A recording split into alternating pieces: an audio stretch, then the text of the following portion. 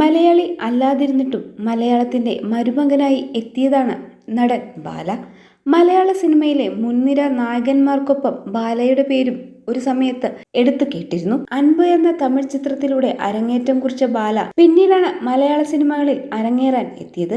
ചെയ്ത സിനിമകൾ എല്ലാം വമ്പൻ വിജയമായിരുന്നു. 2019 പുതിയ മുഖം എന്ന ചിത്രത്തിലെ അഭിനയത്തിന് അഭിനന്ദനങ്ങൾ ഏറ്റുവാങ്ങി.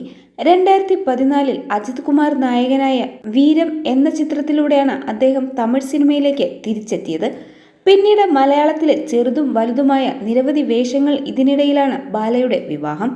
അതോടെ കംപ്ലീറ്റായി മലയാളത്തിൻ്റെ മരുമകനായി. Idea star singer fame Amrutha സുരേഷുമായി പ്രണയ വിവാഹം. അമൃതയുമായുള്ള വിവാഹബന്ധത്തിൽ ഒരു മകൾ ജനിക്കുന്നു.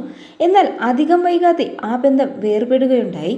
ഇപ്പോഴും ഇടയ്ക്ക് ഈ ബന്ധത്തെക്കുറിച്ചുള്ള കാര്യങ്ങൾ ബാല സംസാരിക്കാറുണ്ട്.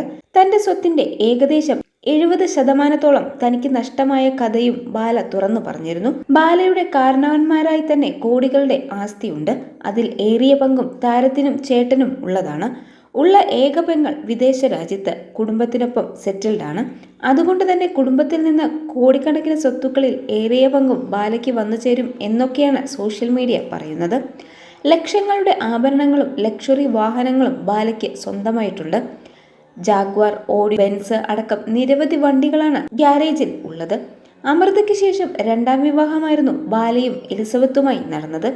ഇരുവരും തമ്മിലുള്ള ബന്ധം വേർപിരിഞ്ഞുവെന്ന് സോഷ്യൽ മീഡിയ പറയുമ്പോഴും ബാല ഇതേക്കുറിച്ച് ഒരക്ഷരം മിണ്ടിയിട്ടില്ല.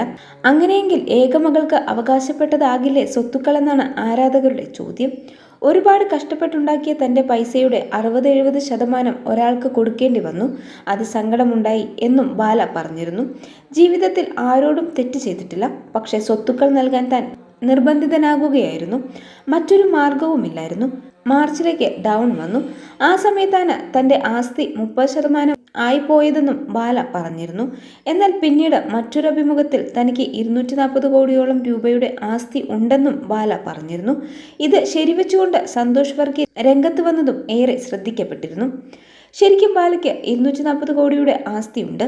ഇതൊന്നും ആരോടും പറഞ്ഞു നടക്കരുതെന്ന് ഞാൻ പലതവണ പറഞ്ഞിട്ടുള്ളതാണ്. പുള്ളിയുടെ മുത്തച്ഛനും അച്ഛനുമൊക്കെ നിർമ്മാതാക്കളായിരുന്നു. അദ്ദേഹത്തിൻ്റെ പിതാവ് 350ഓളം സിനിമകൾ നിർമ്മിച്ചിട്ടുണ്ട് എന്നൊക്കെയാണ് ആറാട്ടണ്ണൻ എന്ന സന്തോഷ് വർക്കി പറഞ്ഞത്.